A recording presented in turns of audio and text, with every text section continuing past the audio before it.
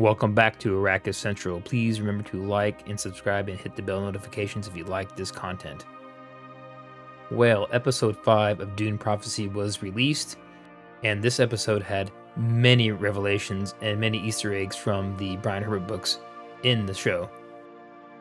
And before we get started, I want to point out that my theory of Desmond Hart being Vorian Atreides was not true, but it is still an exciting revelation, which we will talk about at the end of the video.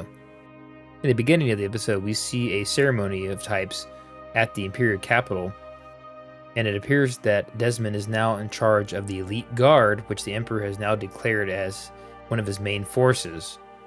The Emperor then orders Desmond Hart to seek out and basically eliminate his enemies that try to go after his family. Princess Yenez is not happy about this arrival and situation, and storms off just to be greeted by Imperial guards, and realizes she's being followed and does not like that. Next, we see the arrival of Sister Francesca, who was requested by Valia because she has a long past with Emperor Javico. We find out soon that Constantine is the child of Javico and Sister Francesca. This is just another part of the intricate web Valia Harkonnen has been spinning over the years to get all of her fingers inside the throne. Next, we see a short scene between Yenez and Constantine discussing the events of the Landsraad Council and why he did not show up to help her, and that he would not fail her again. The next scene has us back on Wallach 9, where it shows the sister acolytes going through training again, with the Sister Avila and Tula trying to get their minds off of the nightmares and the reckoning visions. Sister Jen, Acolyte Jen, is very confrontational still, trying to confront them, saying, there's an issue, but why are you ignoring it and trying to get our minds off of this when we basically are all affected by this? Of course, not her. But in the next scenes, Tula removes her from the classroom, escorting her down the hallway, and tells her she has her mission for her. Instead of punishing her, she's going to entrust her with a secret, that Acolyte Lila is still alive, and she has gone through the Rossack poison and survived. She will go on to tell her she has unlocked her genetic memories, but she is unable to control them, and essentially she has become an abomination. She will assign Jen to watch her and give her sedatives if needed, while she's conducting other investigations.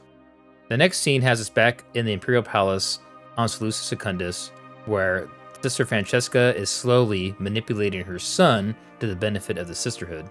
We will find out later this was all just a ploy or a manipulation to get Javico to announce him as the new Bashir of his fleet. Following that interaction, Harold Harkonnen will show up at the chambers of Desmond Hart in a ruse to show that he's trying to give him information on the whereabouts of rebel and smuggler operations. This is all a ploy, of course, by Valia to manipulate Desmond Hart into certain locations so she can conduct her plans against him. As Desmond is leaving the room, he hands Harrow a small box, and inside the box is a mysterious orb which glows blue, reminiscent of the thinking machine technology.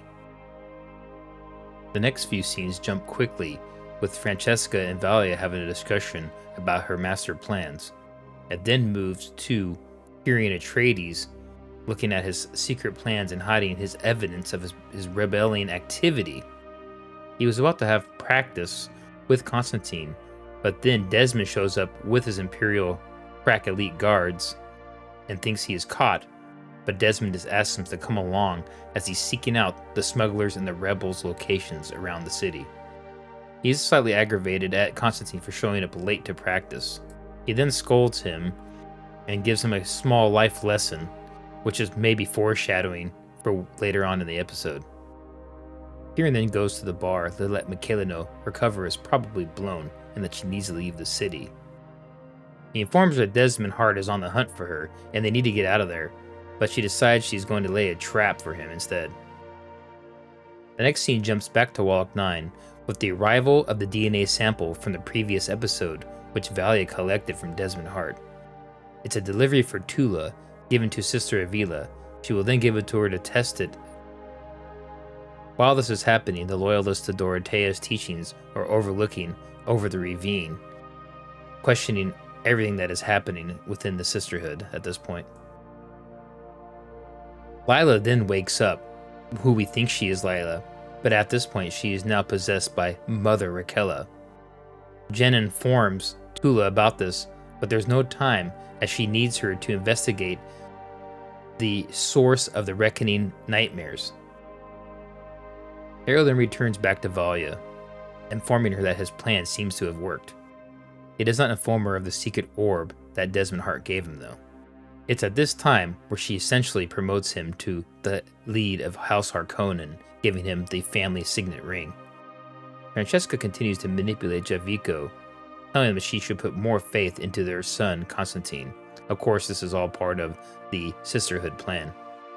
Work continues on the damaged brain from the Reckoning event. Mother Vila shows up, confronting, demanding to know what is going on. Tula does not let her in, but then Raquella, in the form of Lila, bursts out of the door, stating that she has solved the issue and that is an RNA virus link that is causing the Reckoning Scourge to happen. This is, of course, a reference to the Butlerian Jihad books, where the evil AI Erasmus made a virus to wipe out humanity amongst the free planets. It assumes that this is linked to that original virus, which originally Mother Raquella found the cure for with the spice. The next scene has Desmond showing up at the Rebel bar. Michaela acts like she does not know what's going on and knows any information at all. She, of course, is stalling while upstairs Kieran Atreides is planting the charges. Desmond scolds Michaela for betraying her Fremen people, but she blows it off, just trying to stall the situation while Kieran can continue setting his trap. Desmond then sends his elite guard to start searching the premises. All the while, Kieran is taking out his elite guard behind his back. Desmond then finds Michaela's Bene Gesserit robes in a pile of spice, which she was hiding. By that time, it's too late, and Michaela and Kieran are making their escape through the front entrance, taking out all the elite guards. The charges are then activated, but Desmond activates his shield at the very last second, saving himself. The facility is destroyed almost totally, and once Kieran and Michaela escape, he confronts her, noticing the knife she was using was a Sisterhood knife, revealing that he now knows that she was playing him the entire time. He then states that he never wants to see her again because of her betrayal. We then see Desmond standing up from the wreckage of the blast, showing that his Holtzman shield protected him from all the kinetic energy that came down on him in the explosion. We then cut back to the Imperial Palace, where Francesca is giving motivational talk to Constantine and how he needs to support his father. Of course, she's been manipulating both of them for Valia's plan. Now, when Michaela reports back to Valia about what had happened, Valia gives her a key card and an encryption code with information on the safe house on Arrakis for her to return to. Michaela is very upset with what she's had to do, betraying her friends and essentially her people. Valia basically tells her to watch her tongue, and she basically leaves at that point, not happy with Valia at all. Constantine, going through Kieran Atreides' open locker, finds his plans, which he was using for the rebellion to plant his bombs. He then realizes he was the insider the entire time.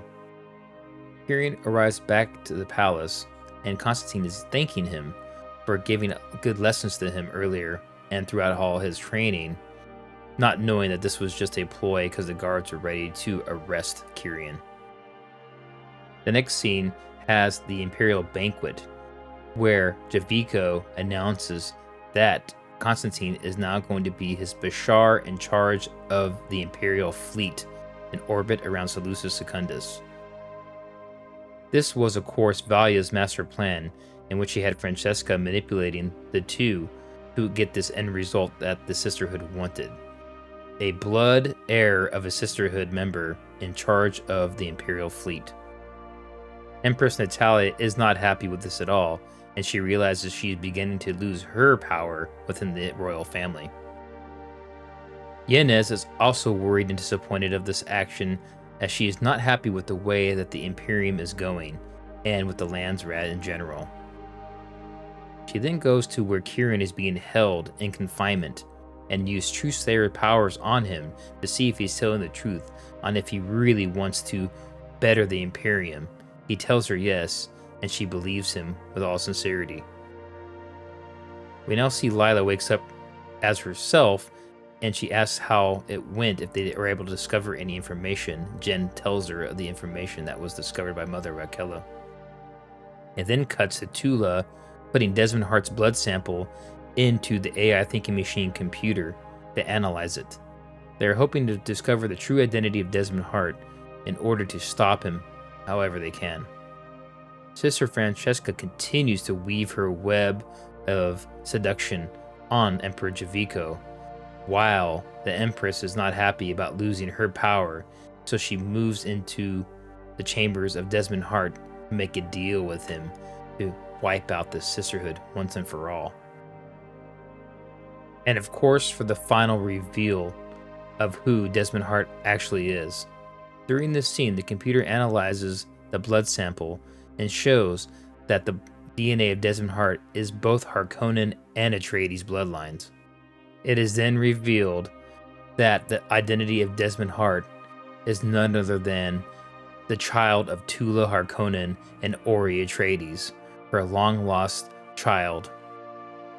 For those that don't know, at the end of the book, Navigators of Dune, Tula reveals to Orion Atreides, Wilhelm Atreides, and to Valia herself that she is pregnant with Ori Atreides' child.